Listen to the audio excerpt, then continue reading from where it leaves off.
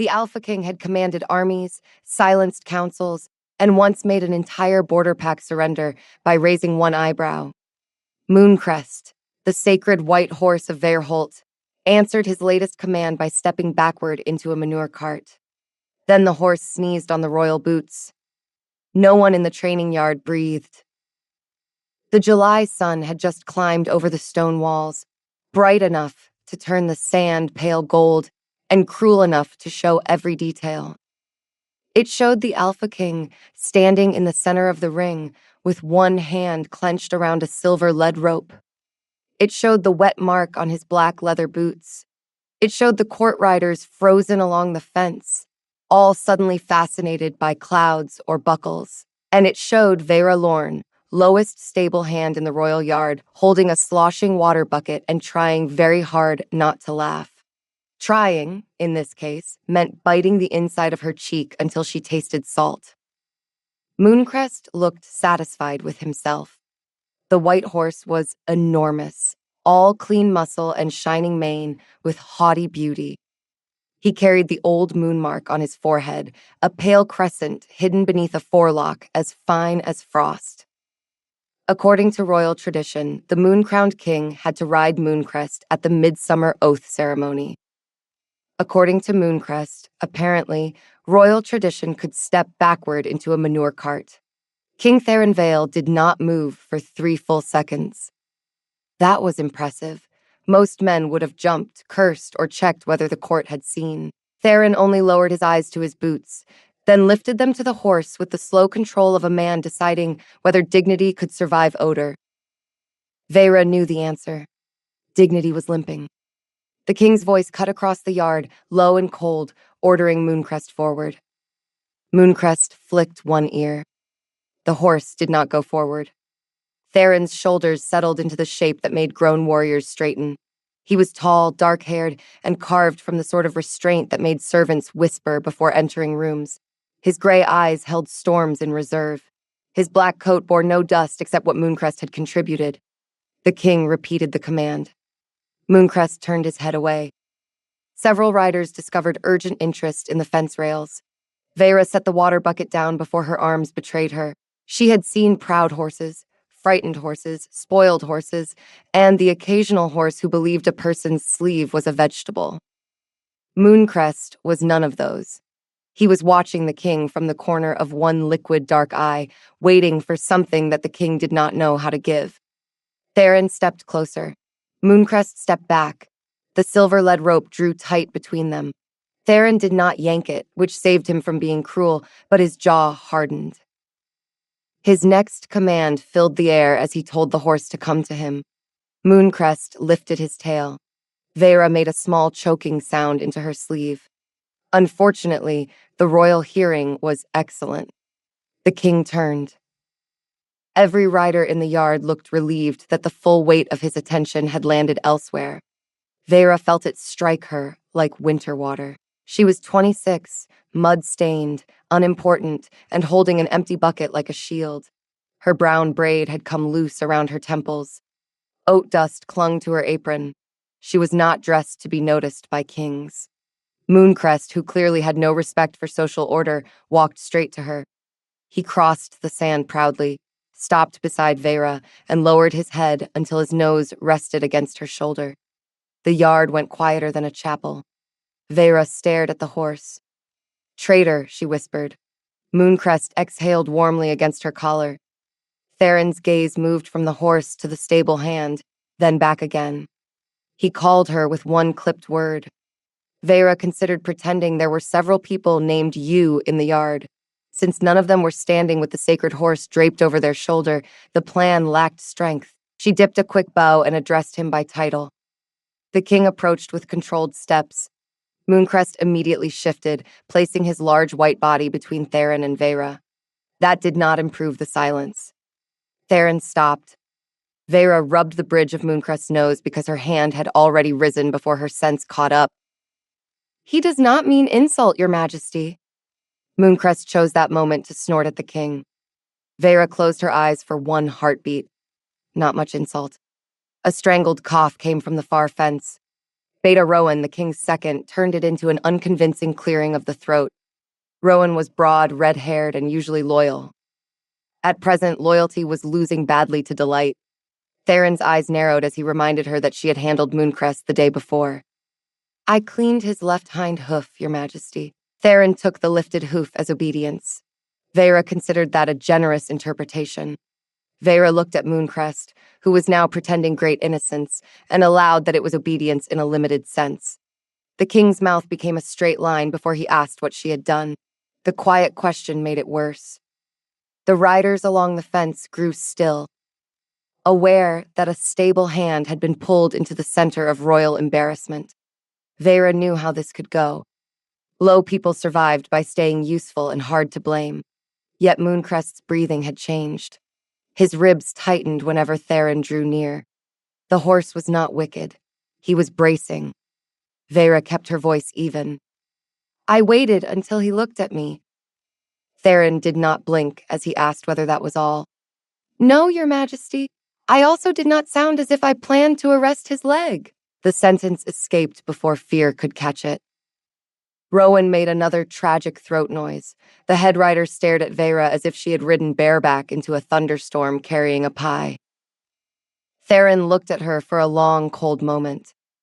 Vera lowered her eyes, but not her chin. She could feel every heartbeat in her palms. The horse beside her remained warm, enormous, and not at all sorry.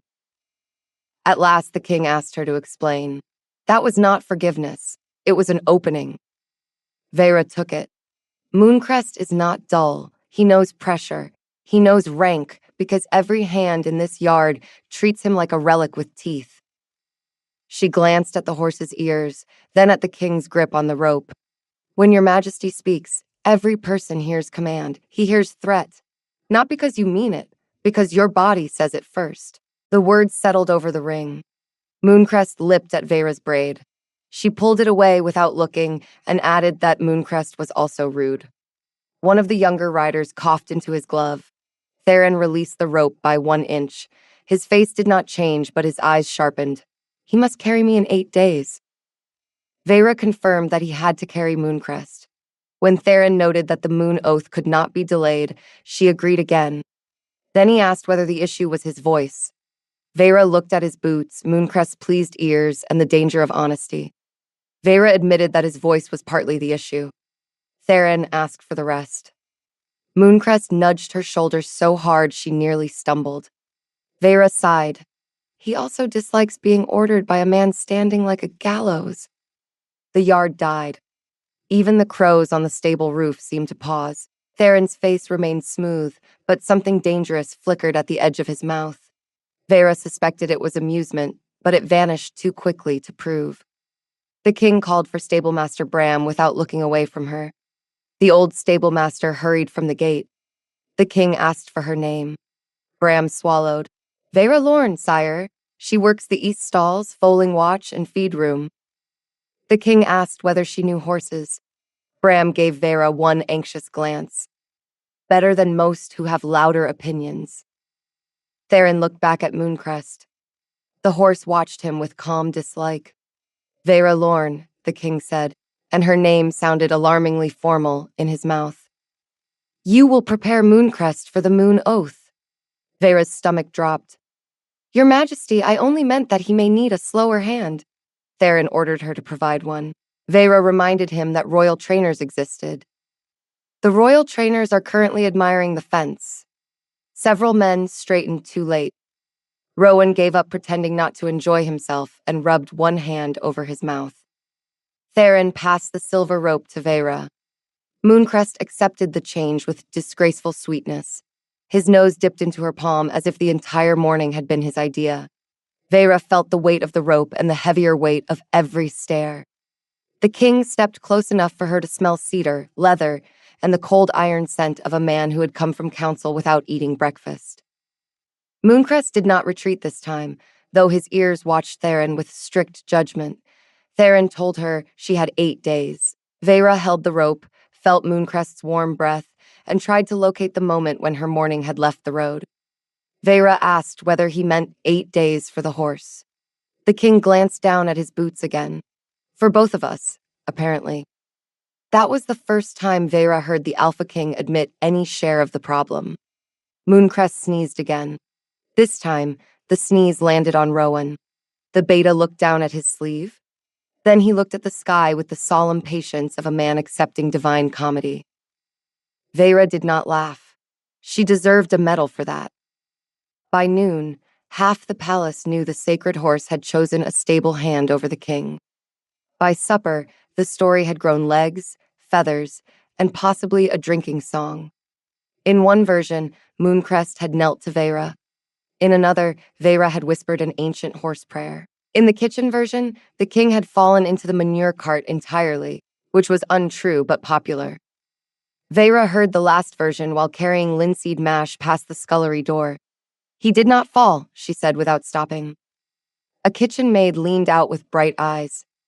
But did he look as if he might? Vera considered loyalty, accuracy, and the fact that the maid had slipped her 2 honey rolls last winter. Vera admitted that he had looked close to falling, if only briefly. The kitchen burst into whispers. Mooncrest's stall stood at the far end of the royal stable, under the highest window. He had already refused 3 grooms, 1 silver comb, and a bucket of oats presented by the head rider with the dignity of a tribute. He accepted Vera's plain mash with the air of a king blessing a treaty. Vera told Mooncrest he was making enemies. Mooncrest chewed. She added that they were powerful enemies. He chewed with more enthusiasm. She rested one elbow on the stall door. "Do not look at me like that. I did not ask to become royal horse interpreter." Mooncrest pushed his empty feed bowl toward her. Vera told him that chewing was not an answer. Behind her, a deep voice filled the aisle. "Does he answer often?" Vera straightened so quickly her elbow knocked the latch. Mooncrest swung his head over the door and gave Theron a look of bored evaluation. The king stood in the stable entrance, broad shoulders blocking the late sun. Without the full court around him, he seemed less like a statue and more like a man carrying too many invisible straps. He had changed his boots. Vera noticed because the new ones were clean, and because Mooncrest noticed too. The horse stretched his neck and sniffed them. Theron looked down and warned Mooncrest not to try anything. Mooncrest sneezed near the left boot, missing by a finger. Vera pressed her lips together. Theron's eyes lifted to her face. "You find this funny." Vera denied it too quickly. Theron observed that her answer had arrived quickly. Vera claimed practice as her defense. The corner of his mouth moved again. It was barely anything. On another man's face, it would not count. On Theron Vale, it was nearly a festival. He came closer, and Mooncrest's ears tilted back. Vera saw it. Theron did not. Vera asked him to stop there. The word please came from her by habit. The king obeyed before he seemed to realize he had done so. Mooncrest's ears softened. Vera nodded once. That. He likes that better.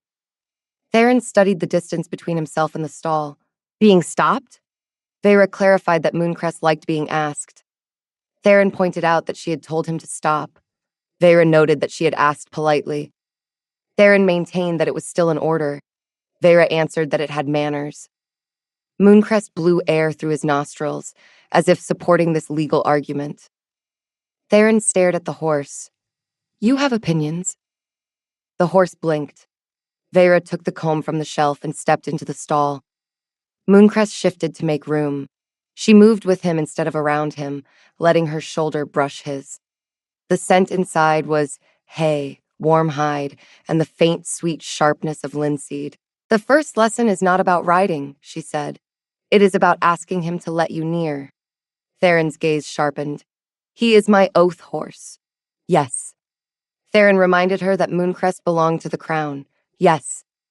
And I must ask him to tolerate my presence." Vera dragged the comb through Mooncrest's mane. Dust lifted in pale motes. "If your majesty wants the honest answer, yes." Theron folded his arms. Mooncrest immediately stepped behind Vera. The king looked at his crossed arms. Vera did not need to say anything. He lowered them. Mooncrest returned to the stall door. Theron was silent for several breaths.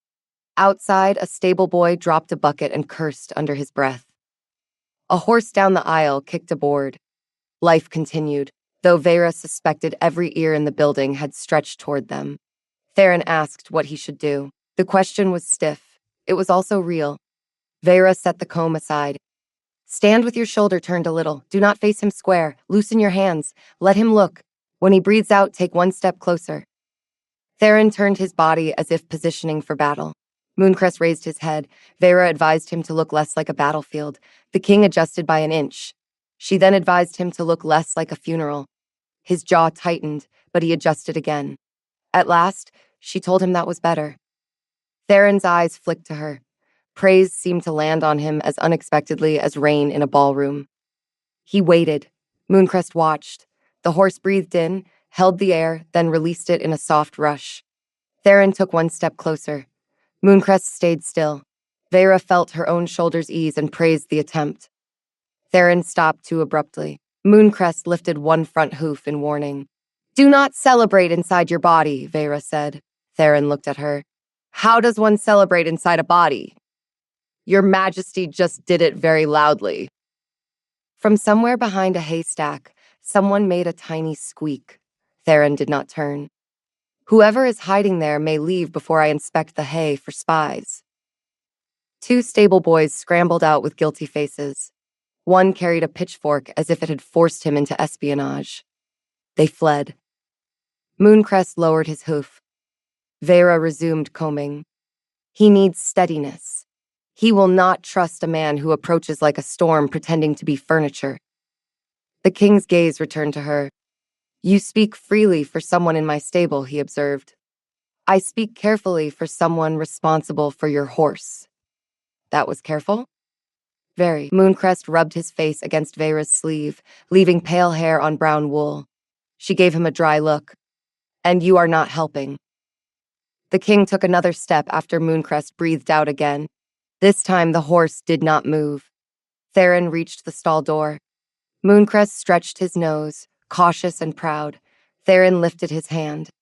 The hand was wrong at once. It came from above, too direct, too royal.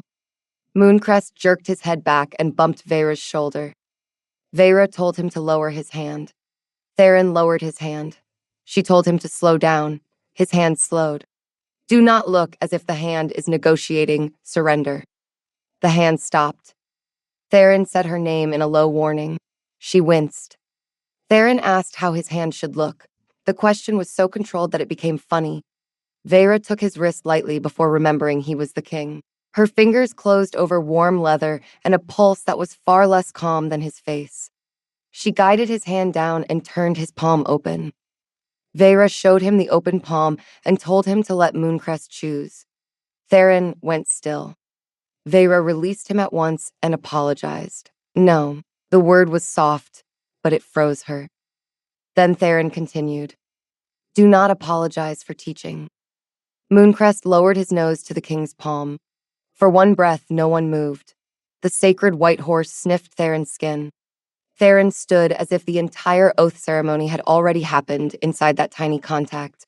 His face did not soften, but something behind it did. Then Mooncrest took the edge of Theron's glove between his teeth and pulled it off. He dropped it into the water bucket. The stable erupted into muffled coughing. Theron looked at the bucket. Vera looked at the rafters and prayed for strength. Mooncrest seemed pleased with the lesson. Vera noted that Mooncrest had accepted his hand.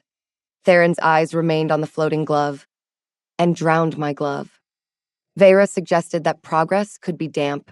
Beta Rowan's laugh boomed from the doorway before he could stop it. The king turned his head. Rowan leaned on the doorframe, shameless now. I came to report on the Western Riders. Did the Western Riders hide in the hay as well? Not yet, sire, but morale is high. Theron removed his second glove with great care. He handed it to Vera, perhaps because she was safest, perhaps because Mooncrest had begun considering it. The king set the next lesson for dawn. Vera nodded her agreement. He looked at Mooncrest. The horse looked at the bucket. Theron said he would bring cheaper gloves. Vera lost the fight and laughed once. It was a small laugh. It escaped like a sparrow. Still, the king heard it. His gaze moved to her mouth, then away. Mooncrest nudged the bucket, making the drowned glove swirl. The next morning, Theron arrived at the stable with plain brown gloves. That should have been the day's strangest event. It was not. The strangest event was the Alpha King standing outside Mooncrest's stall and attempting to say good morning in a tone that would not offend a horse. Theron offered the horse a good morning. Mooncrest stared. Vera, who had been oiling a bridle, paused beside the tack wall. Less like you are announcing taxes. Theron inhaled through his nose. Theron tried the greeting again. The horse's ears flicked. Less like you are warning him about taxes. Theron's gaze slid to her. How many kinds of taxes do you believe I announce? Vera suggested he had enough practice with taxes.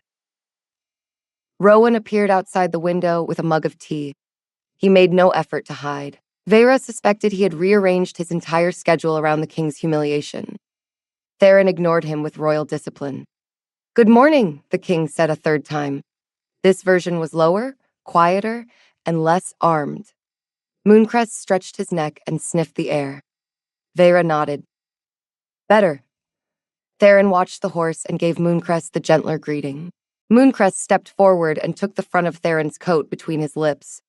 For one hopeful second, it looked affectionate. Then he tugged Theron directly into a hanging bag of hay. Rowan's tea came out of his nose. Vera dropped the bridle. Theron stood with hay across his shoulder and one straw caught in his hair. He looked at Mooncrest with the weary suspicion of a man being taught by an enemy. Was that also progress? He asked. Vera retrieved the bridle and kept her eyes on the leather. He invited you closer. Into hay. He had limited materials. Mooncrest chewed a stolen mouthful from the bag. Rowan wiped his face. A generous interpretation, Miss Lorne. Vera gave the beta a look. It is my profession. The morning lesson continued because the Moon Oath did not care about hay. Vera led Mooncrest into the training ring while Theron followed at the distance she set. The air smelled of damp sand and horse sweat. Swallows dipped under the eaves. Sunlight flashed on the silver rails of the practice circle. Court riders gathered again, though they pretended to be working. One brushed the same chestnut mare for 20 minutes. Another adjusted a saddle already perfect. Stablemaster Bram stood near the gate with his arms folded, looking proud, worried, and ready to deny both. Vera handed Theron a soft rope. Do not pull. He accepted it. I know how to hold a rope. You know how to make a rope feel accused. Mooncrest shook his mane. Theron looked down at the rope, then loosened his fist. Better, Vera said. The king's face did that still thing again. Each small correction seemed to irritate him and interest him at once. Vera had handled stallions who resisted the brush while leaning into it. Theron was not so different, except the stallions rarely governed 6 provinces. She set Mooncrest at one end of the ring. Ask him to walk. Theron faced the horse. Vera cleared her throat. He angled his shoulder. Walk on, Theron said. Mooncrest did not move. That was still a command, Vera observed. It is a command. Yes, that is the trouble. Theron looked as if he had discovered the world was built by unreasonable carpenters. How does one ask a horse to walk without commanding it? Invite the movement. That sounds like something a poet says before falling off a fence. Vera almost smiled. Try with your breath first. My breath now has duties. It always did. You were only ignoring them. Rowan leaned on the fence. This is the best council session I have ever attended. Theron did not look at him. You are dismissed. From the fence, sire, from Joy. Rowan sipped his tea. I regret to report that Joy has ignored the order. Mooncrest flicked both ears at Rowan, perhaps approving the rebellion. Vera stepped beside Theron. Breathe out. Let your hands soften. Look where you want to go, not at what you want to control. Theron followed the instructions, though each one cost him visible patience. He breathed out, his hand loosened, his gaze moved down the rail. Walk on, he said, softer this time. Mooncrest took 2 elegant steps. The yard held its breath. Then a groom at the fence whispered, By the moon. Mooncrest stopped at once and looked offended by the commentary. Vera turned on the groom. Do not praise loudly. He is vain. The groom clapped a hand over his mouth. Theron looked at Mooncrest. He is vain? Terribly. He stepped into a manure cart. and made it look deliberate. Mooncrest arched his neck, proving the point. Theron's mouth curved for half a second. This time Vera saw it clearly. It changed his face in a dangerous way. Not soft, not gentle, only human enough to make her forget, for one unwise blink, that he was the king and she was a stable hand with hay on her sleeves. The smile vanished when Mooncrest moved again. They practiced for an hour. Theron learned that ropes carried tension faster than words. He learned that Mooncrest disliked being watched by too many people. He learned that praise given in the tone of a battlefield report did not count as praise. He also learned that Vera would correct him in front of witnesses if the horse needed it. "Your Majesty," she said after his fourth stiff attempt, "you just told him good boy as if he had survived an inspection." Mooncrest gave a dramatic sigh. Theron rubbed his forehead.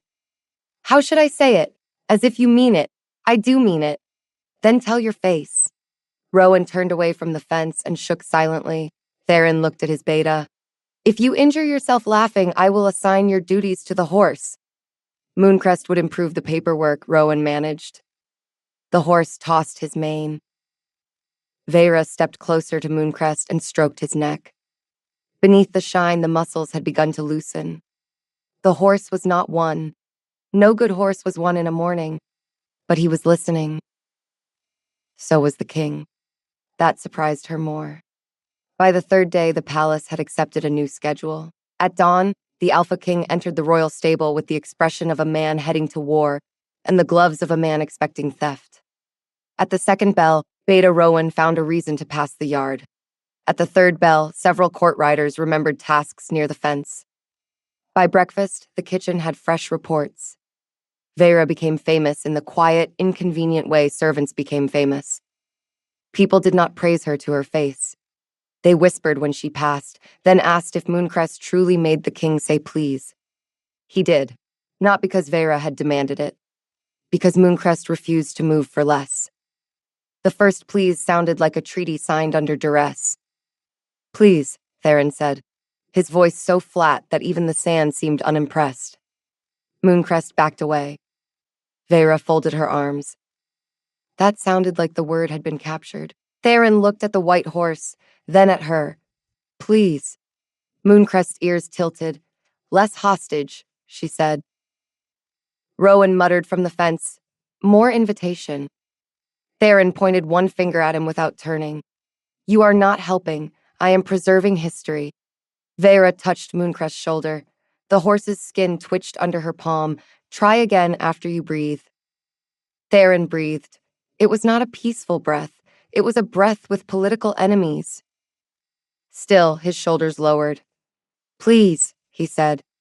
Mooncrest walked to him. No one cheered. Vera had trained them. The entire yard celebrated in complete silence, which looked like mass indigestion. Theron touched Mooncrest's neck with the back of his hand. The horse allowed it. Then he leaned forward and wiped his damp mouth across Theron's sleeve. Vera looked down at the sand. "He accepts you," she said. Theron studied the streak. "He has a wet manner of accepting. Many horses do. Do they all aim for sleeves?" "Only the insightful ones." Mooncrest bumped the king's chest with his nose. Theron stepped back, but not sharply. The old command did not snap out of him. He caught it, held it, and let it pass. Vera noticed. She wished she had not. Noticing the king's improvement felt dangerous. It made him less distant. Distance was useful. Distance kept a stable hand from wondering what cedar and leather smelled like after rain, or whether the king had always carried that small line of exhaustion between his brows. She turned to adjust the girth hanging on the fence. "You are quiet," Theron observed. "I am thinking about his left shoulder." "Is something wrong?" "No, it has relaxed." He looked at Mooncrest. "That is good, yes. And yet you look troubled." Vera tested the girth buckle. When a horse relaxes, people think the work is done. That is when they rush and ruin it. Theron absorbed that with the grave attention he gave to war maps. Then we do not rush. It was a simple answer. It should not have warmed her. The trouble with slow work was that it gave people time to become familiar. Vera learned that Theron arrived before dawn because council began at seventh bell and lasted until every living person in the chamber wanted to bite someone. She learned that he drank black tea but forgot it once it cooled. She learned that he knew every border road in Veerholt, every winter ration number, and almost nothing about carrots. That became clear on the fourth morning. He entered the stable with a silver bowl of sliced carrots arranged like jewels. Mooncrest stared at the bowl. Vera stared at the bowl. The stable boys stared at the bowl. Theron looked between them. What? Vera shows kindness. Did the kitchen prepare those? Yes.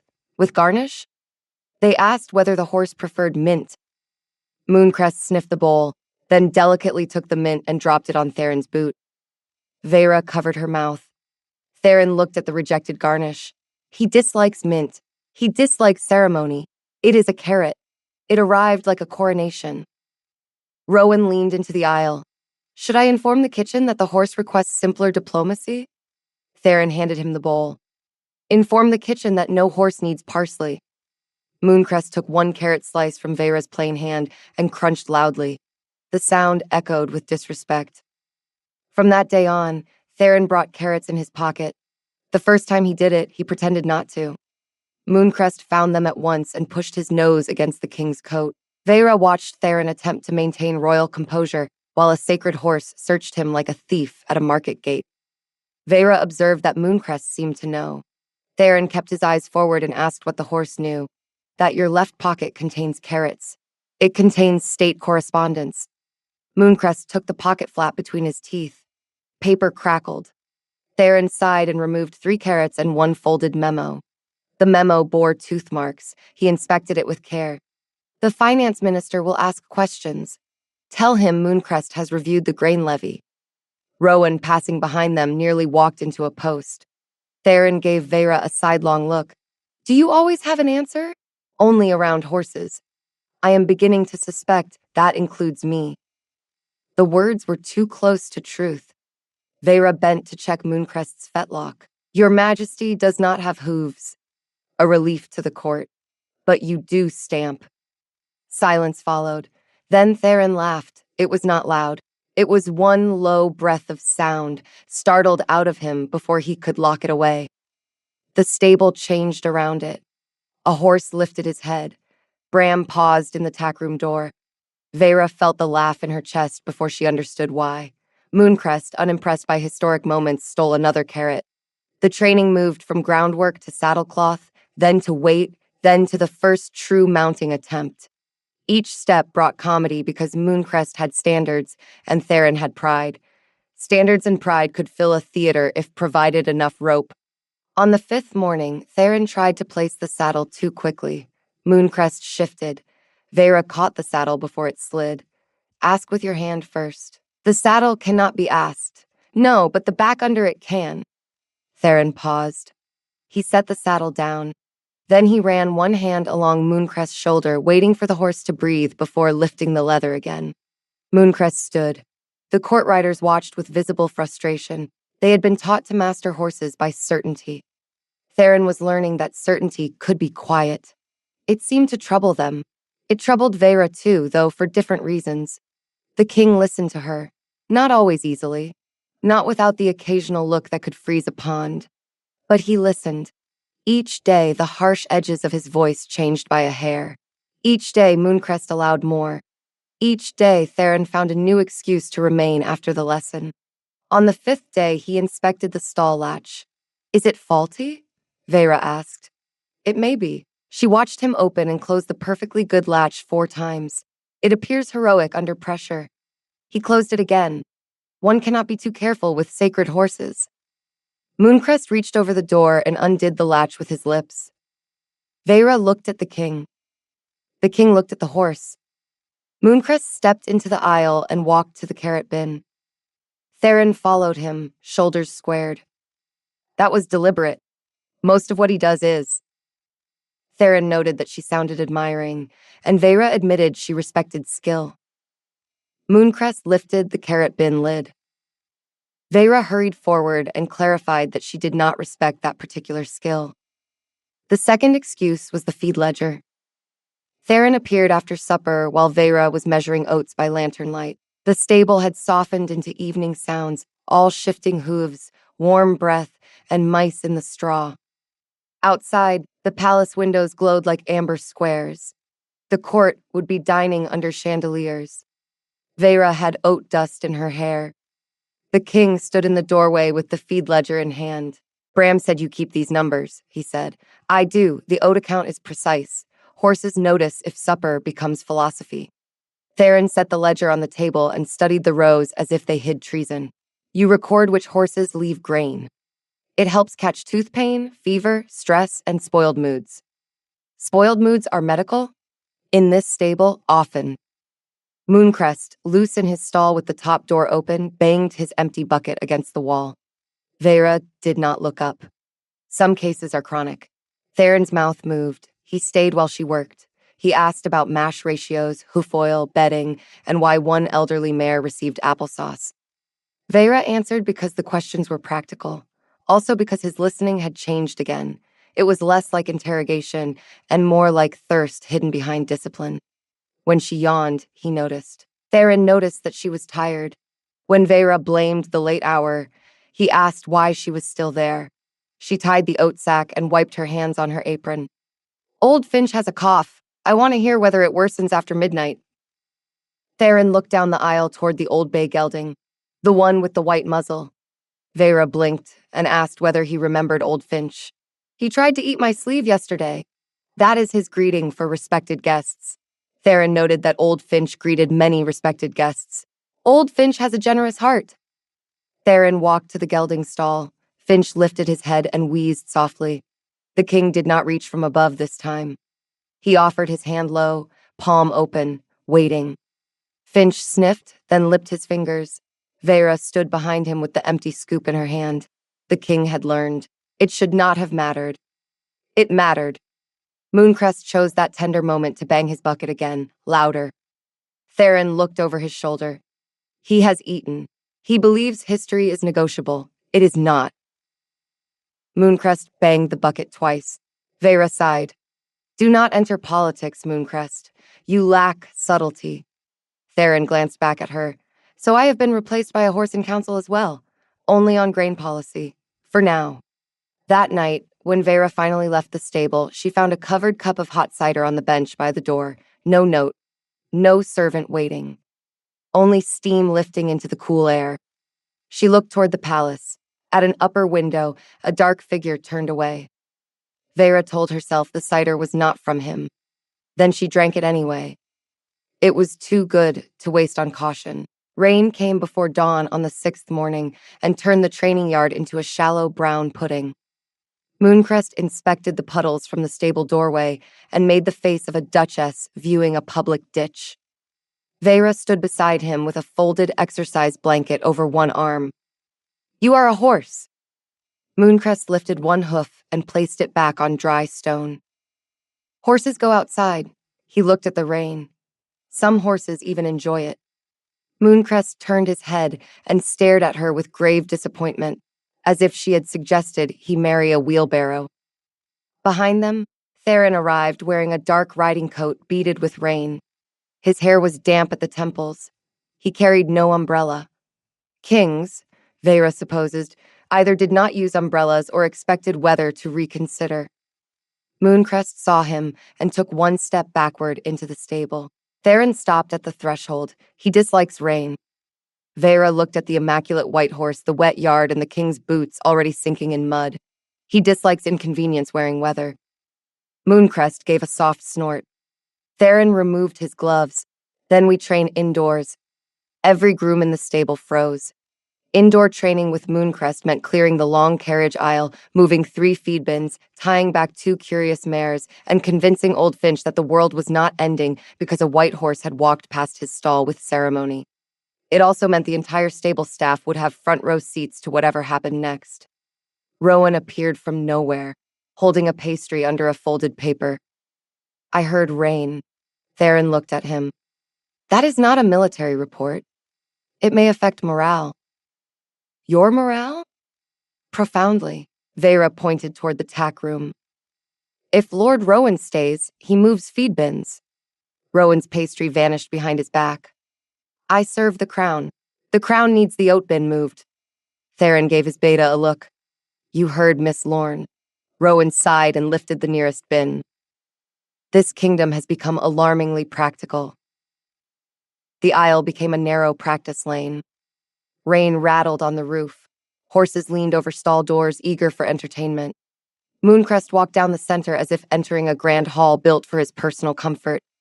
His hooves struck the stone with crisp, noble sounds. Theron followed at Vera's instructed distance.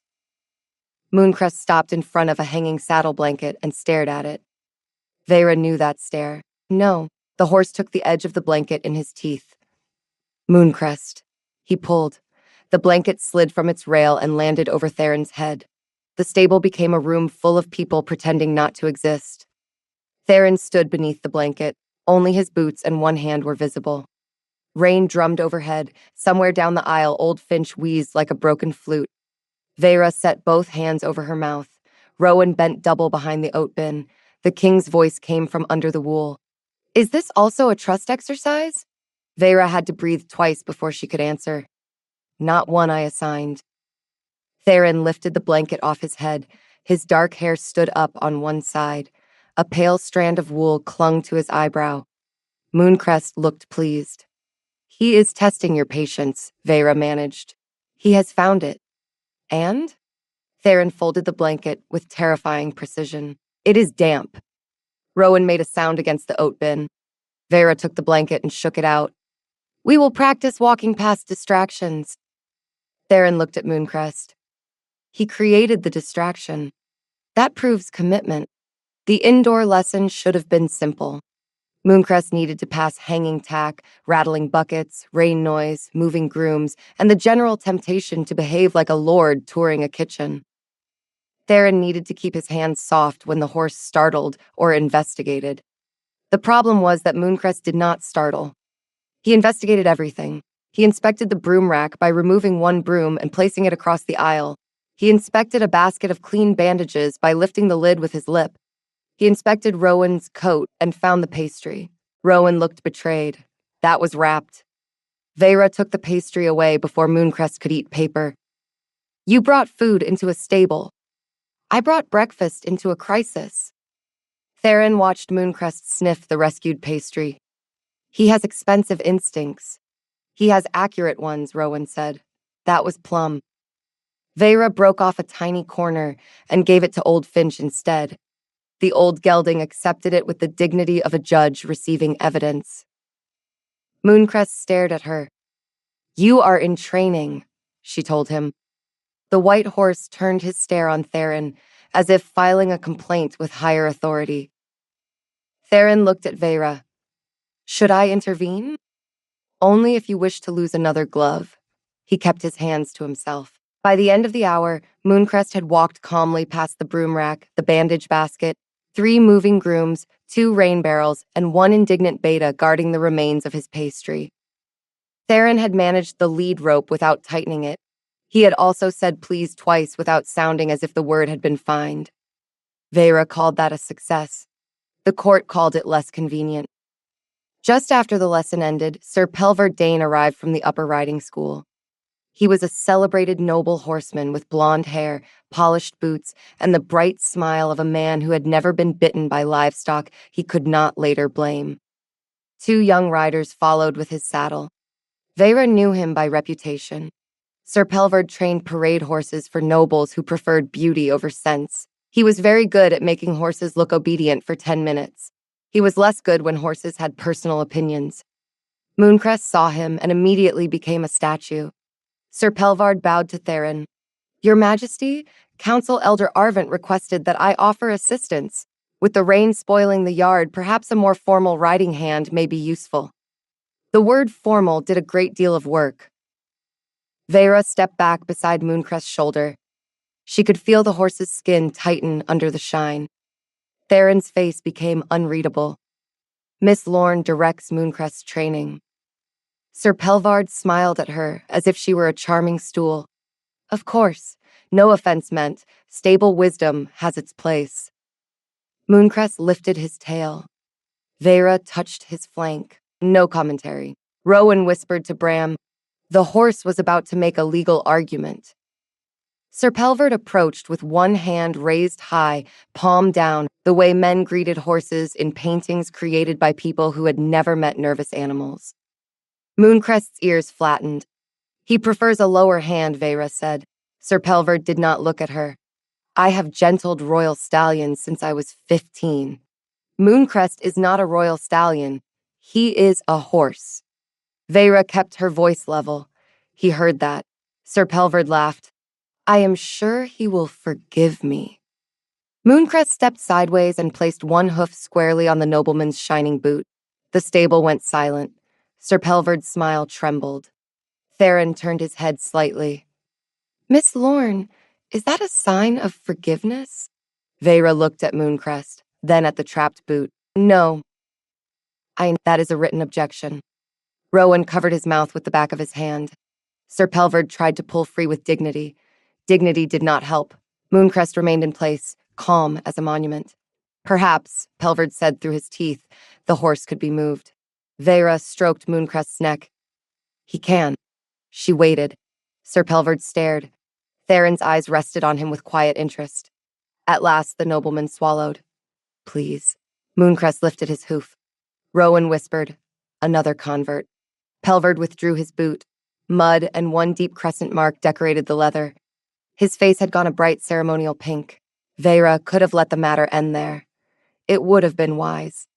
But Mooncrest had begun to relax again only because she stood between him and foolishness. Wisdom, in her experience, often required being a little difficult. If Sir Pelvert is to assist, she said, he should first watch the lead work. The nobleman stiffened. I know lead work. Theron spoke before Vera had to and said watching would be easy. They practiced again, this time with Pelvert observing. His smile faded by degrees. Theron asked, waited, breathed, and walked. Mooncrest followed. When the horse hesitated at the blanket rail, Theron did not pull. He let Mooncrest look. He offered the rope forward only after the horse's neck softened. Mooncrest went past. Sir Pelvert watched the sacred horse obey a quiet request from the king, then turn and lean into Vera's hand like a cat with better bones. He is spoiled, Pelvard said. Mooncrest opened his mouth near the nobleman's sleeve. Vera pointed at him. Do not eat criticism. Theron looked at her. Has he done that before? Not successfully. Good to know there are limits. Pelvard's jaw tightened. Your Majesty, with respect, the oath crowd will not understand this softness. A king who asks a horse may look uncertain. Vera expected Theron's old frost to fill the aisle. It did not. He ran one hand along Mooncrest's neck and waited until the horse settled. Yesterday, the king said, I would have agreed with you. Pelvard bowed his head and asked what the king believed today. Theron answered that today the horse walked. Mooncrest chose that moment to rub his face against Theron's chest, leaving white hairs across the black coat. Rowan beamed. And decorates. Pelvard left soon after. His boot made a faint squelch at every step. The story reached the kitchen before the rain stopped. By midday, everyone knew Mooncrest had made a noble rider say please. By supper, the tale included claims that Pelvard had bowed to the horse. By nightfall, someone in the laundry had composed a rhyme about polished boots and stable justice. Vera did not hear the whole rhyme, but the word squelch featured often. The added attention should have worried her. It did. It also gave the stable hands courage. Grooms who had once ducked their heads around noble riders began asking Vera questions openly. A scullery maid brought apple peels for Old Finch and asked whether a horse could tell if someone lied. Bram pretended annoyance and then saved the best peels for the coughing gelding. Theron came to the stable after evening council and found Vera repairing a torn blanket by lantern light. Mooncrest dozed nearby, one hind leg cocked, looking angelic in the way only troublemakers could. The king stopped by the stall. I heard there is a song. Vera did not look up from the needle. I deny knowledge. Rowan knows 3 verses. Lord Rowan is a threat to national security. He rhymed Pelvard with fell hard. That is poor craft. He was proud. She pushed the needle through thick wool. Her fingers ached from work, but the simple motion calmed her. Rain still tapped the roof in scattered drops. The air smelled of wet leather, straw, and the peppermint oil Bram used on sore joints.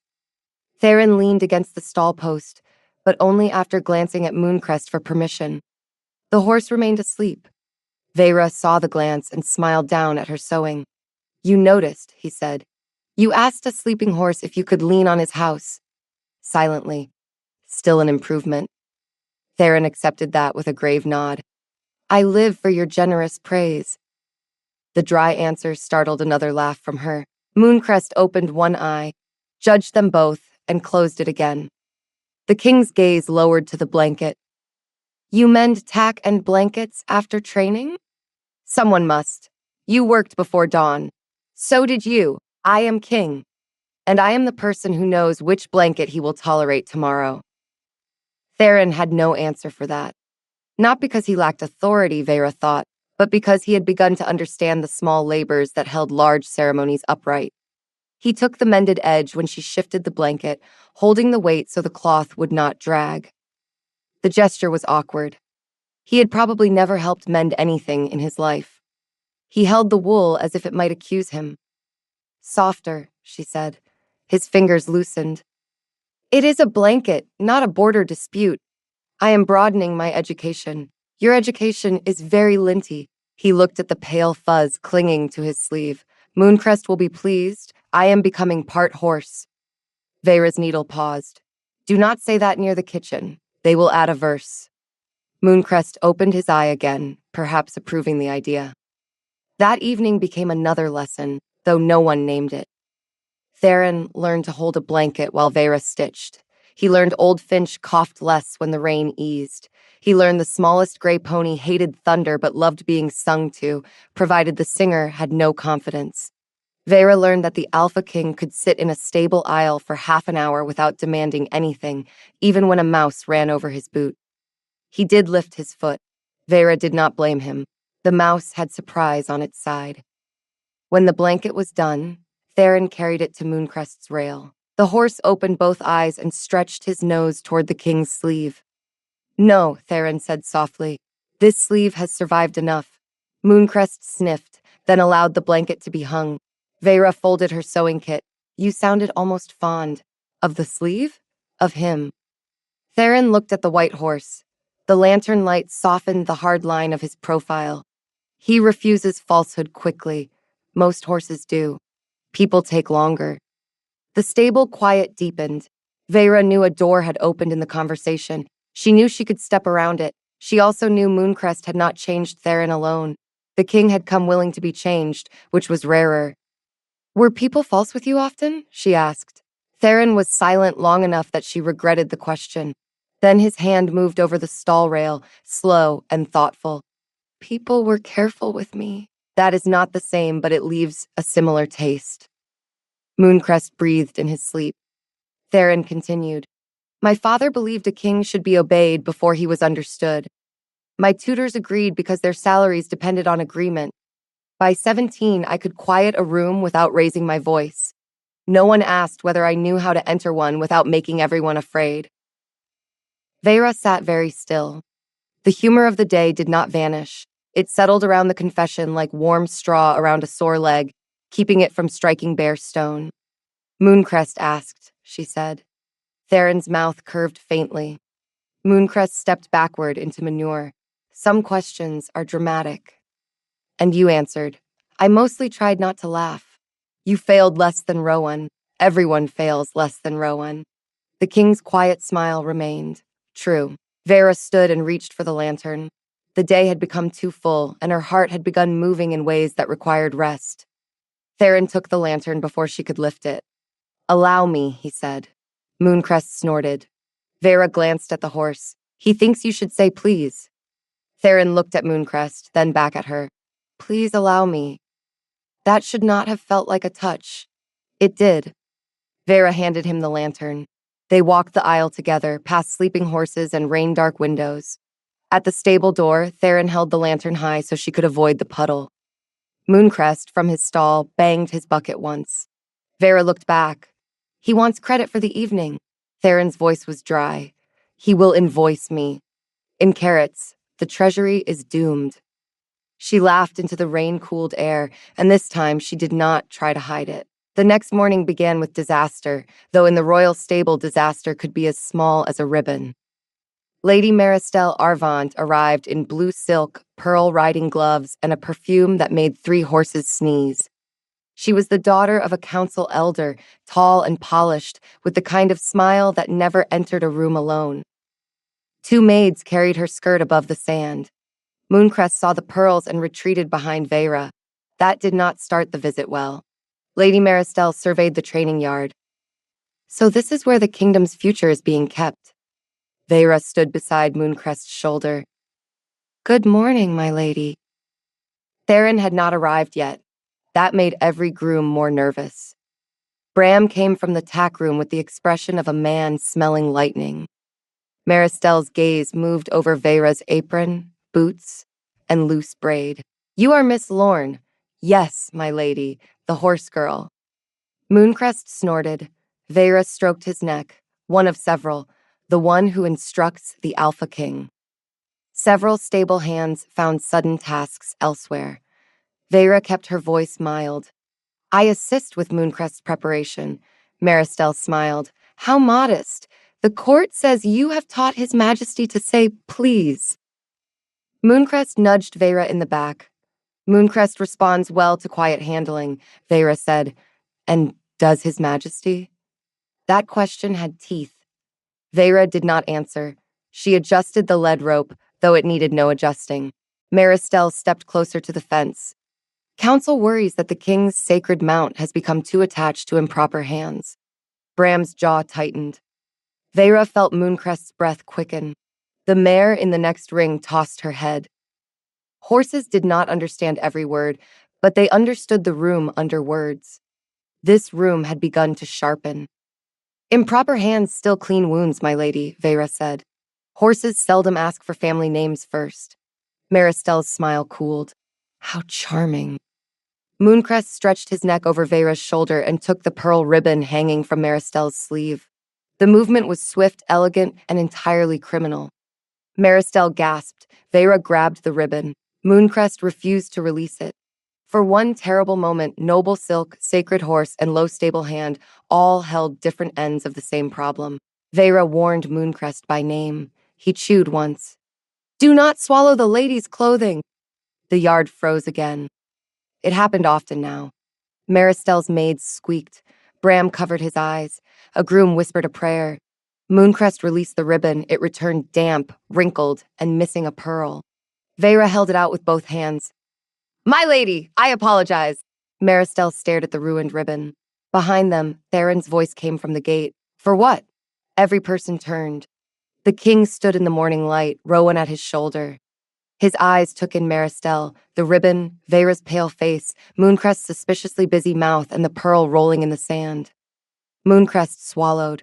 Vera closed her eyes briefly. Theron looked at the horse. Did he eat evidence? Rowan bent and picked up the remaining pearl. Only part of it, sire. Maristelle recovered first. Your Majesty, I came on behalf of Council Elder Arvant. We wish to observe the training and ensure the dignity of the moon oath remains intact. Mooncrest belched very softly. Rowan turned away. Vera wished the sand would open and accept her. Theron's expression did not change. Mooncrest appears to have observed you instead. Maristelle's cheeks colored. He damaged my ribbon. That was unfortunate. This is precisely the concern. The horse is undisciplined. He is being indulged. Theron stepped into the yard. Mooncrest lifted his head but did not retreat. That alone marked 7 days of work. Mooncrest was unmanageable before Miss Lorne handled him, the king said. The title Miss Lorne landed strangely. Vera felt it down to her dusty boots. Maristelle glanced at her. No one denies she has some practical talent. Some practical talent. It was the sort of phrase that patted a person on the head while locking a door. Vera kept her face calm. She had heard worse. Low people heard worse before breakfast. But Theron's shoulders shifted and Mooncrest's ears pinned back. Vera touched the horse before he could form an opinion with teeth. Theron's voice went colder. Then council may be grateful for practical talent. Of course, Your Majesty. Yet the oath is a public ritual. Appearances matter. So does success. Success must not look like dependence on a stable hand. The yard seemed to shrink around those words. Vera looked at the lead rope in her hand. She did not want Theron to defend her too strongly in front of everyone. She did not want him to remain silent either. Both wishes made her feel foolish. Theron took one step toward Maristelle. Mooncrest took one step toward Theron, as if supervising. The king noticed. His hand opened at his side. He did not raise his voice. The moon oath is in 2 days, he said. Until then, Miss Lorne remains in charge of Mooncrest's preparation. Anyone who interferes may explain to me why they understand this horse better than the only person he trusts. Maristelle lowered her head by the exact amount required. As Your Majesty wishes. She left with her maids, her damaged ribbon, and most of her pride. The stable exhaled. Mooncrest nosed the sand for the missing pearl. No, Vera told him. Theron looked at the horse. He cannot eat pearls. He should not. That is not the same. No, it is not. Rowan crouched to search the sand. For what it is worth, sire, I believe Mooncrest has selected a side. Theron's gaze flicked to Vera. So have I. The words were quiet. They were not public enough to be a declaration. They were not private enough to be nothing. Vera felt heat rise under her collar. Mooncrest, who had no respect for emotional tension, found the pearl and tried to eat it. Training that day went poorly. Not because Mooncrest misbehaved, though he did attempt to frisk Rowan for carrots. Not because Theron forgot what he had learned, though his first request sounded more like a weather warning than an invitation. It went poorly because Vera had begun to think too much. She thought about Lady Maristelle's words. She thought about the court watching. She thought about the difference between being useful and being valued. Useful people were kept until the work was done. Valued people were not hidden beside feed sacks. Theron noticed before she wanted him to. Mooncrest did too. During the mounting practice, Vera asked Theron to place one foot in the stirrup and rest wait without swinging up. He did it correctly. Mooncrest stood. The yard held quiet. It should have been a clean step forward. Then Vera praised the horse one beat too late. Mooncrest turned his head and stared at her. Theron stepped down. What is wrong? Nothing. Mooncrest knocked the toe of Vera's boot with his hoof. Not hard, just enough to insult her honesty. Theron looked from the horse to her. He disagrees. He is a horse. An opinionated one. That does not make him right. Mooncrest knocked her boot again. Rowan murmured from the fence. The witness repeats his claim. Vera shot him a look. Theron removed his riding glove. Leave us. The yard emptied with the speed of people fleeing both romance and authority.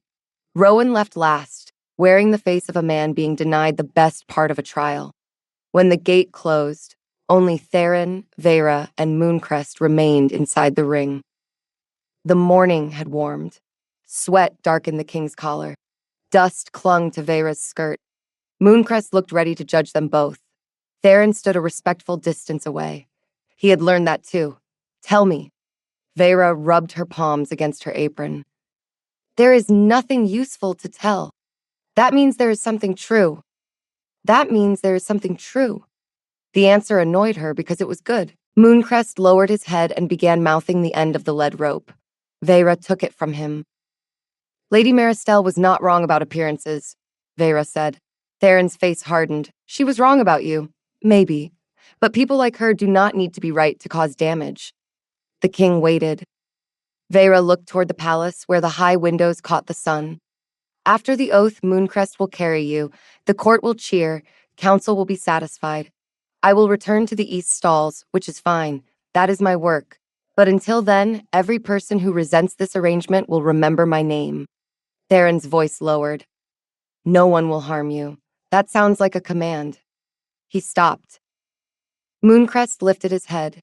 The silence after her words was not angry. It was worse. It asked both of them to notice how far the lessons had reached. Theron looked down at the sand. His hands loosened at his sides. You are right, he said. Vera stared. The king continued before she could decide whether to check him for fever. That sounded like a command. and it made your fear smaller than my wish to fix it. Mooncrest sighed. Veyra's throat tightened in a way she did not appreciate. You learned that from a horse. Theron said he had a good teacher. Veyra tried to redirect the compliment to Mooncrest. Theron made clear that he had not meant Mooncrest. The sand seemed suddenly bright. Veyra looked at the lead rope, the fence, anywhere but his face. Your Majesty, Theron, he said. Her eyes returned to him despite her better judgment. He stood very still, offering the name as carefully as he had once offered his hand to Mooncrest. No command, no demand, only the space to choose. Veyra did not take it. Not yet. Mooncrest stepped between them and bumped Theron's shoulder. The king looked at him. I am trying. Mooncrest bumped him again, harder. Veyra's laugh slipped out, shaky and unwilling. Theron's mouth softened. He believes I am doing it badly. He has high standards. So do you. Someone must.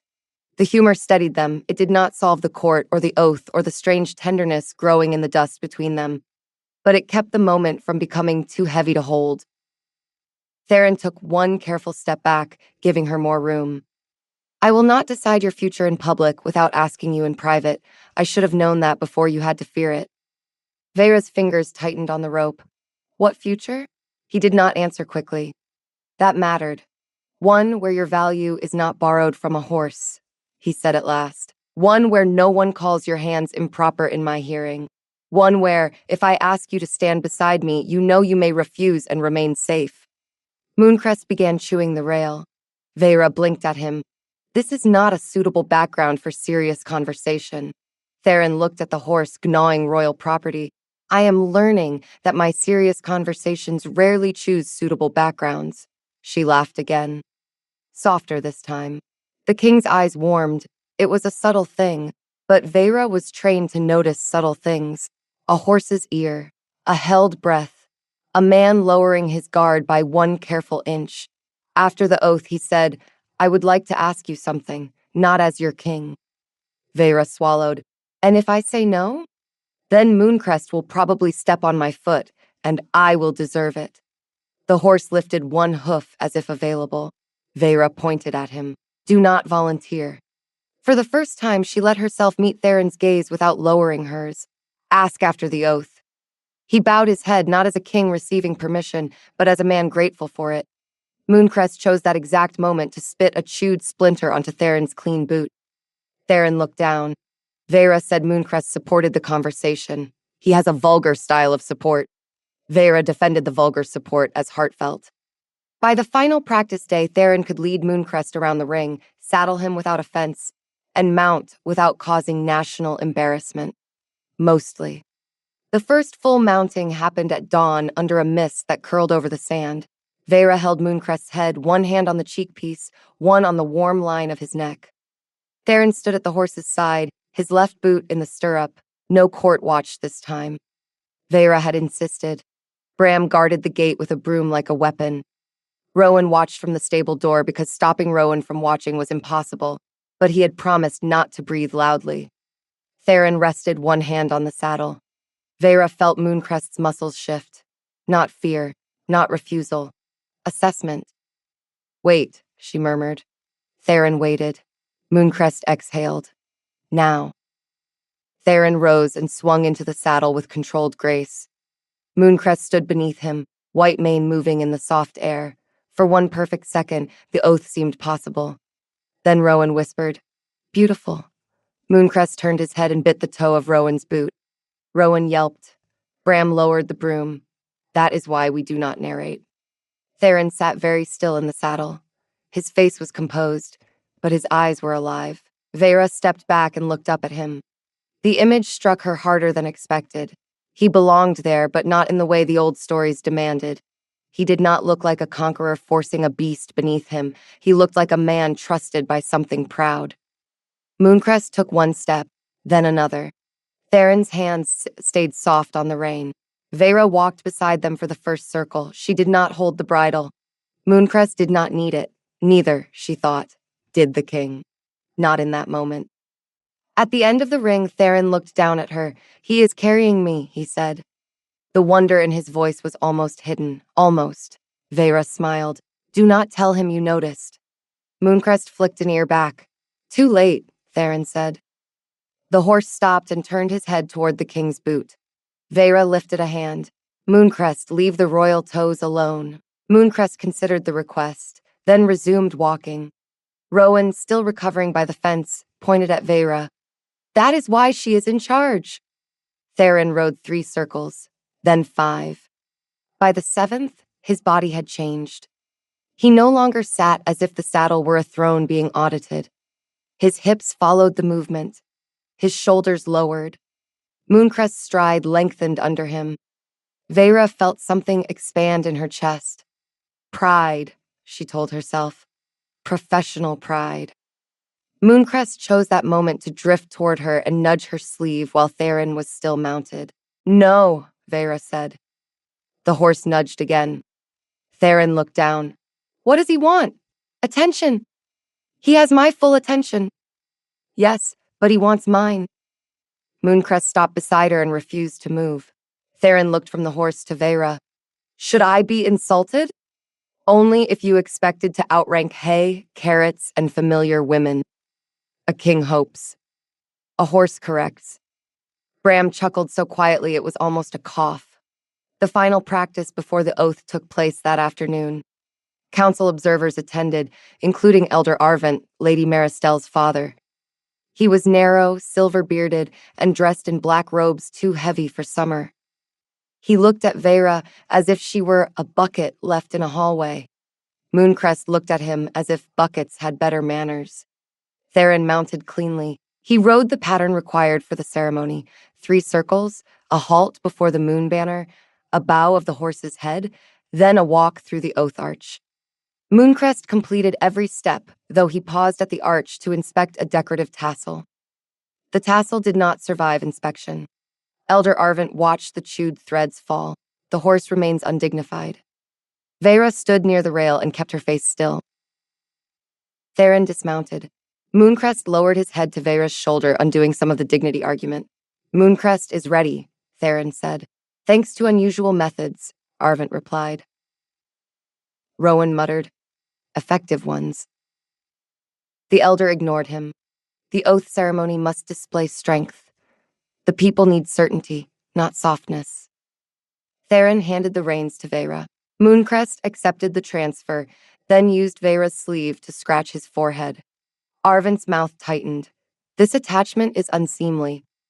Vera felt the old instinct to disappear. Theron did not allow the silence to swallow her. This attachment is why the ceremony will succeed. A sacred horse should obey the Alpha King. A sacred horse should trust him.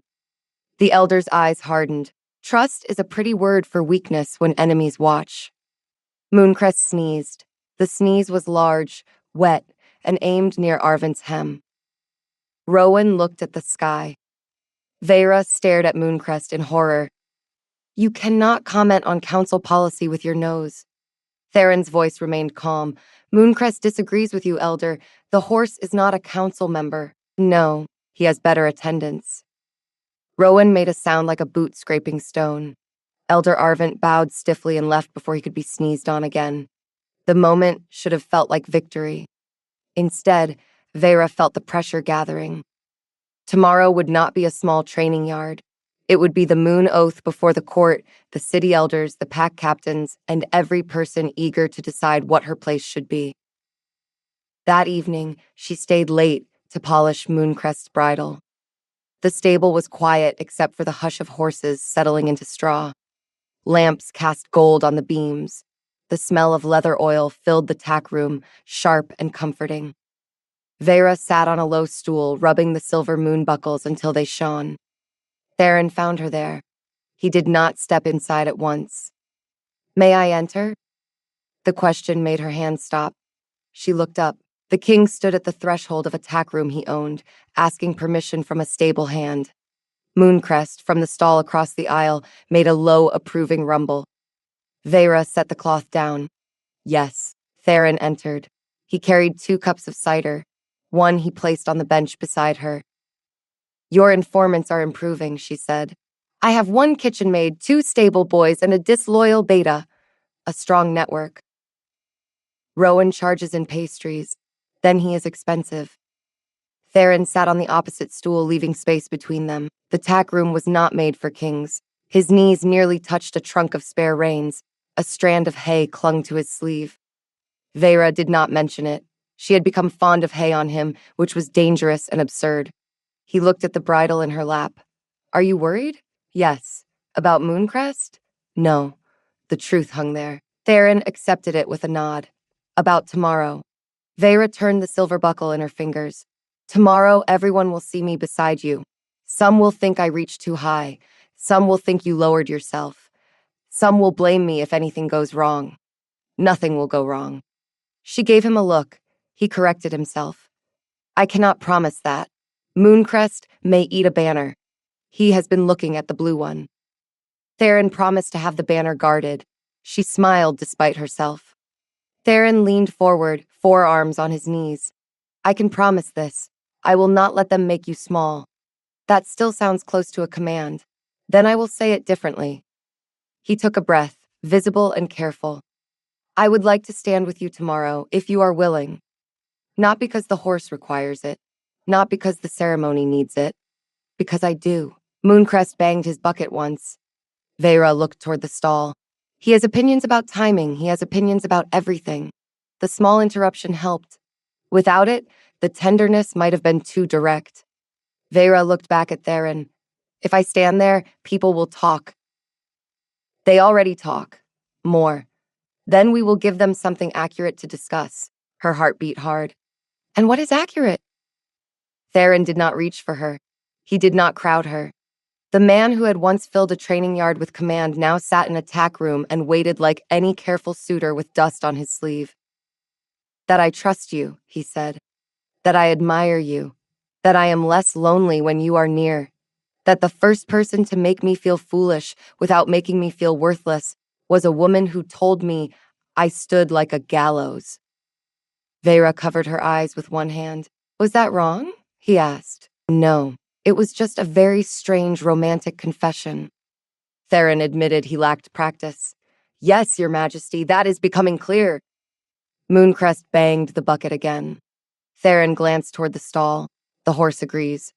Vera lowered her hand. Theron. His name changed the room.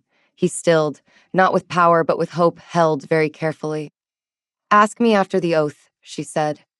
Ask me when the ceremony is done, and I know you are not speaking from pressure, gratitude, or fear of one white horse's opinion. Mooncrest snorted. Or his opinion, she added. Theron bowed his head. After the oath. He stood, then paused at the doorway.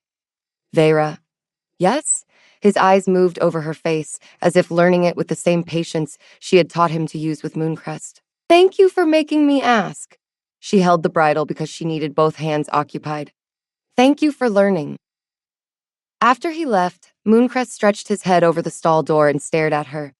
Vera picked up the polishing cloth. Do not start. The horse stared. He still needs work. Mooncrest stared harder. So do I. Mooncrest reached out and pulled the cloth from her hand. Vera sighed. Fine. We all need work. The day of the moon oath dawned clear, bright, and unreasonable. Vera woke before the bell with the sense that her bones had been filled with bees. She braided her hair twice because the first braid looked afraid. Her best brown dress was plain, clean, and mended at the cuff.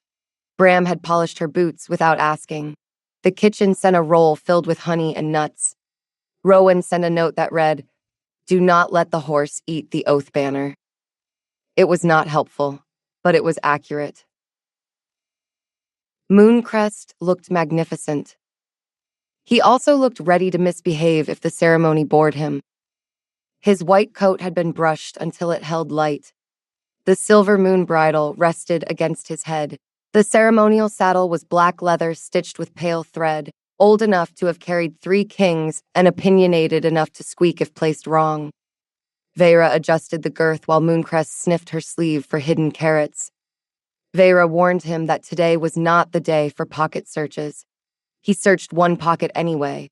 She reminded him that he was a sacred symbol. He searched the other pocket, and she accused him of embarrassing the moon. Bram appeared with damp eyes and pretended they were from dust. You look fine, girl. Vera smoothed the saddlecloth. I look like I slept in a flour sack. A clean flour sack. Your comfort overwhelms me. He patted her shoulder. Keep your hands steady. That is all a horse asks. Vera looked at Mooncrest, who had begun nibbling the end of Bram's cap. Some ask for more. The ceremony field spread beyond the palace's eastern gate, a wide green slope bordered by black pines. The oath arch stood at the center, woven with silver ribbon and moonflowers. Banners snapped in the warm wind. The city had gathered below the terraces, all bright kerchiefs, lifted faces, and restless murmurs. At the high platform, council elders waited in black. Nobles glittered in summer silks. Pack captains stood in disciplined rows, their eyes on the empty path where the king would enter. Vera led Mooncrest from the stable yard to the field. The murmurs changed when people saw her. She kept her eyes on the horse's ears. Left ear on the crowd, right ear on her. Good, still listening. Theron waited at the edge of the field in ceremonial black, a silver clasp at his shoulder.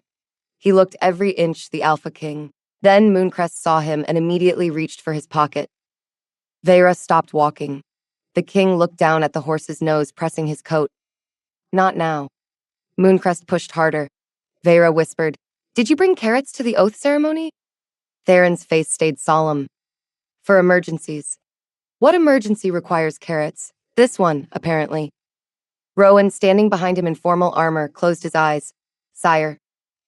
Theron removed one carrot from his inner pocket and handed it to Vera. You should manage the emergency. She took it because Mooncrest had begun investigating the royal clasp. You are both impossible. The king's gaze warmed, and yet prepared. Vera fed Mooncrest the carrot quickly, with as much dignity as a woman could have while bribing a sacred horse in front of half a kingdom. The official herald lifted his staff. Drums sounded. The ceremony began. Theron did not mount at once. Old custom allowed the king to approach the oath horse alone, take the reins, and display mastery before riding through the arch. The crowd expected command. Vera could feel it in the hush, that hunger for force dressed as tradition. Elder Arvent stood near the arch, his mouth already tight. Vera gave Theron the reins. Their hands touched for half a breath. He did not close his fingers over hers. He waited until she let go. That small courtesy steadied her more than any speech could have. Theron turned to Mooncrest. The entire field watched. The old Theron would have faced the horse squarely and commanded him forward. This Theron angled his shoulder. He lowered his hand. He let the reins rest soft instead of pulling them into obedience. A whisper ran through the nobles. Elder Arvent frowned. Theron waited for Mooncrest to breathe. Mooncrest, aware that thousands of people were watching, chose to scratch his nose on the king's sleeve. The crowd rippled. Vera pressed her lips together. Theron endured the scratch with heroic stillness. When Mooncrest finished, the king lifted his open palm. Mooncrest, he said, his voice carrying without hardening. Walk with me, please. The word please traveled across the field. It reached the council. It reached the pack captains. It reached the city terraces, where someone gasped as if the sun had bowed. Mooncrest stepped forward, not dragged, not conquered, forward by choice. Vera's eyes stung. Theron walked beside the horse through the first circle. The drums softened. Mooncrest's hooves pressed clean prints into the grass. At the moon banner, Theron stopped and waited. Mooncrest lowered his head. The crowd broke into a murmur so large it seemed to move the air.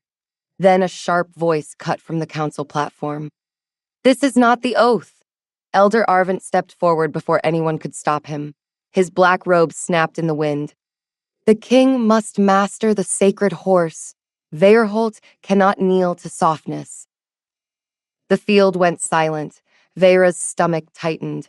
Mooncrest lifted his head and pinned one ear. Theron did not reach for force. He stood beside the white horse with one hand light on the rein. Veerholt has knelt to fear long enough, the king said. His voice carried over the field.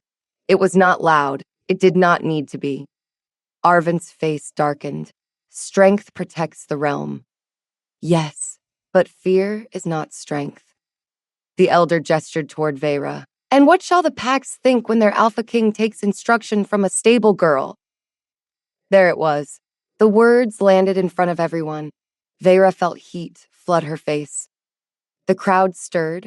Some nobles turned to look at her. Others looked away, which was worse. Mooncrest took one step toward Arvent. Vera's hand twitched. Theron noticed both. He turned, not to the elder, but to her. Across the ceremony field, in front of the court in the city, the Alpha King looked at the low stable hand as if she were the only steady thing in sight. Then he answered Arvent. They will think their king was wise enough to learn from the person who understood what he did not. The field held still.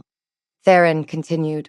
Vera Lorne has no title from this council. She has no old name to protect her. She has only steady hands, a clear eye, and more courage than many who hide cruelty behind tradition. Rowan's face sharpened with fierce approval. Vera could not move. Mooncrest stood between her and the council platform like a white wall with ears. Theron's gaze swept the field. The oath horse did not refuse me because he was wild. He refused me because I mistook pressure for leadership. Miss Lorne taught me the difference. Arvent's lips thinned. Pretty humility makes a dangerous crown. Theron looked back at him. No, refusing to learn does. Mooncrest sneezed. It was a spectacular sneeze. It hit the grass near Arvent's boots and ended the argument more effectively than several laws. For one stunned moment, no one moved. Then someone in the city terraces laughed. Another laugh followed. Then another. The sound rolled gently at first, then warmly, not mocking the king, but breaking the elder's sharp hold on the field. Rowan put one fist over his heart and looked as if he might collapse from restraint. Vera covered her mouth. Theron glanced at Mooncrest. Thank you for your contribution. Mooncrest shook his mane. The king mounted. This time, no one laughed. No one breathed.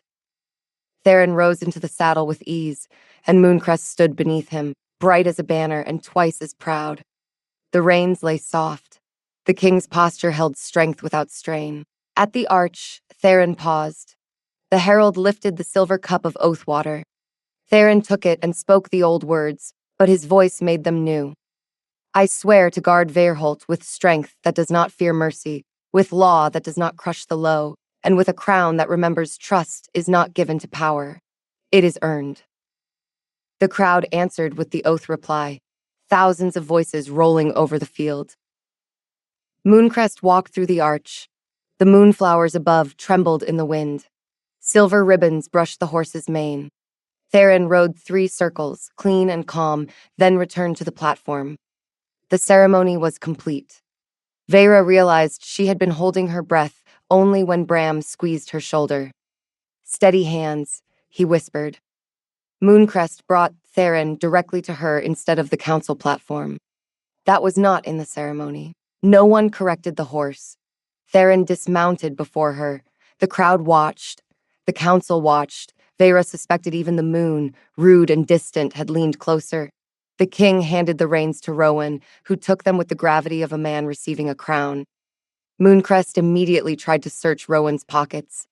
Not now, Rowan hissed. Theron stepped toward Vera.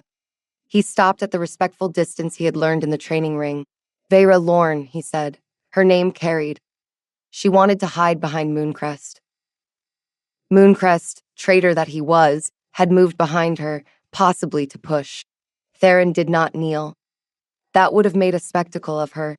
He did not seize her hand. That would have made a claim before a question.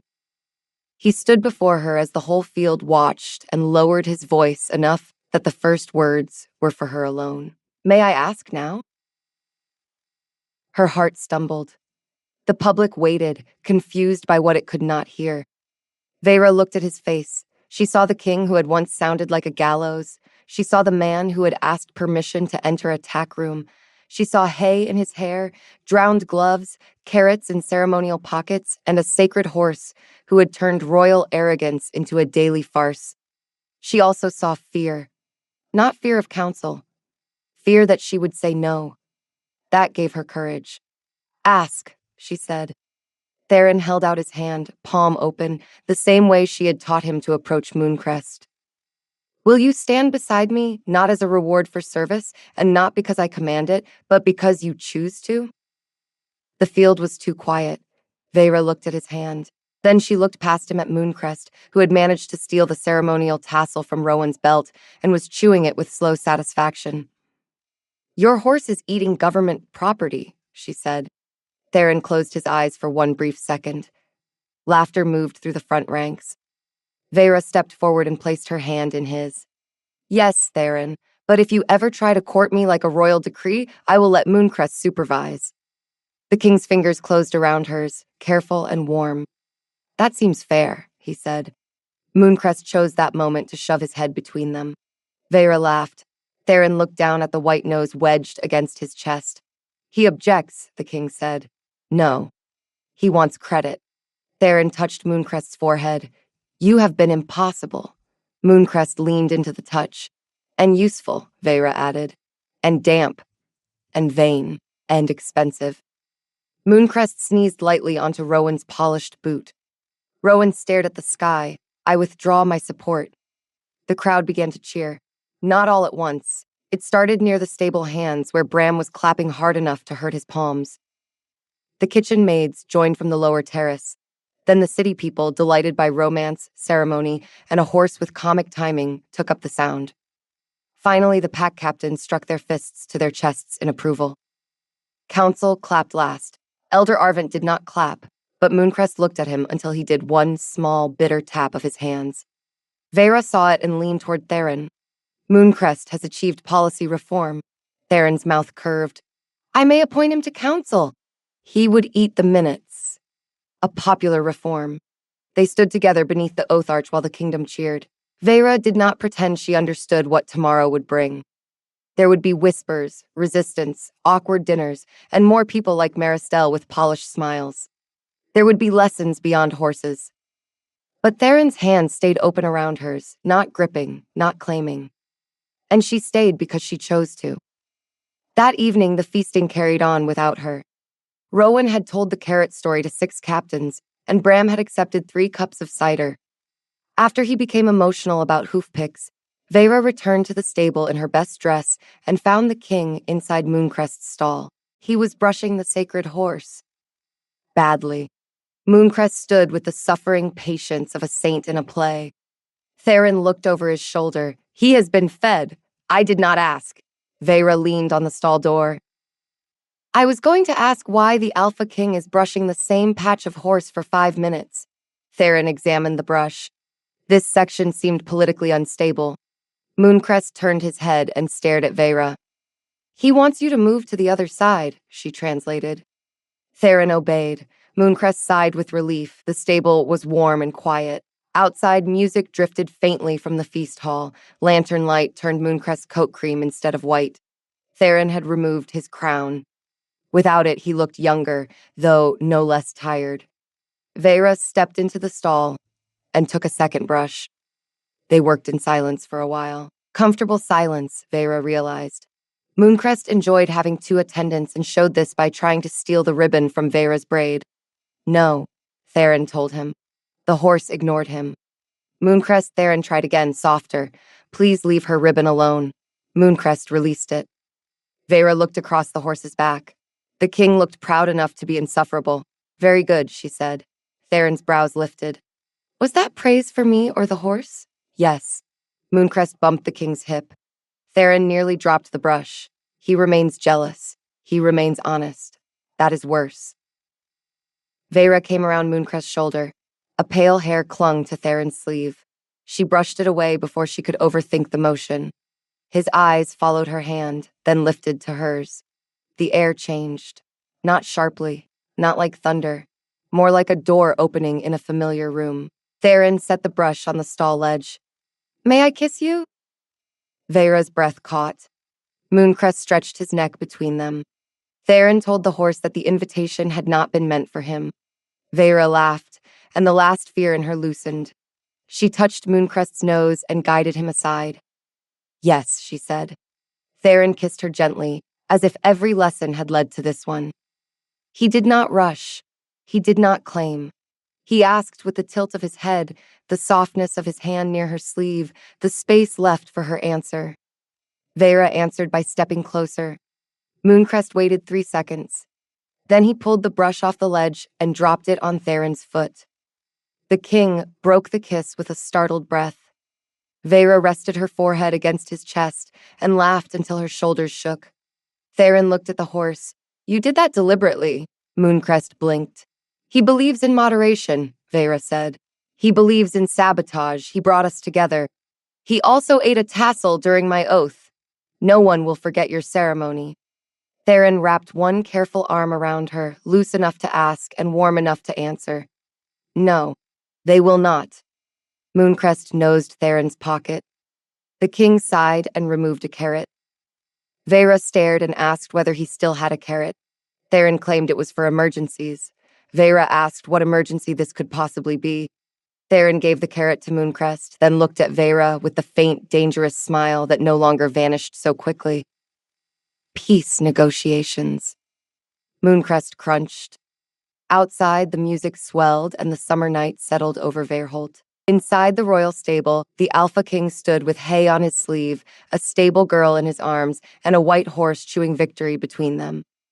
For once, no one commanded anything, and everything important stayed. Thank you for listening. If this story grabbed your heart, hit that like button and subscribe so you never miss our next story. We'll see you in the next one.